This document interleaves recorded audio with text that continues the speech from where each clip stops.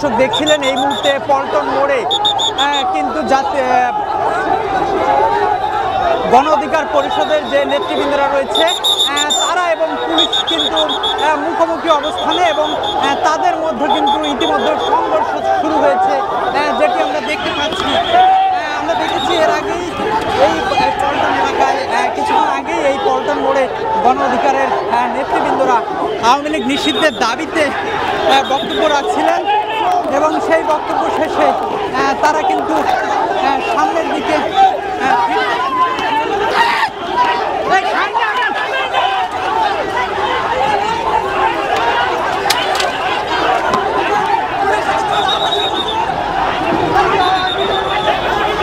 দর্শক দেখছিলেন যে এই গণ অধিকার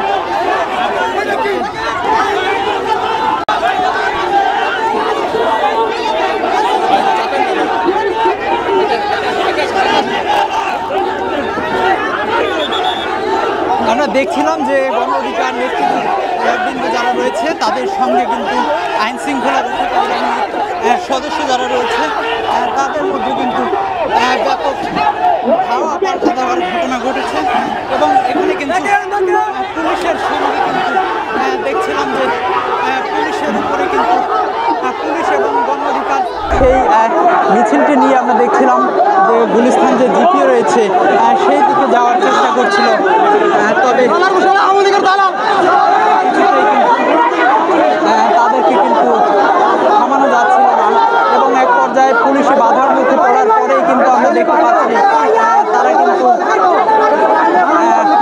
তাদের তোপের মুখে পড়ে একজন পুলিশ সদস্য কিন্তু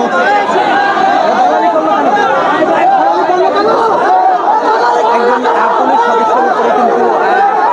হামলা করার চেষ্টায় কিন্তু গণ অধিকার তারা কিন্তু এগিয়ে যাচ্ছে,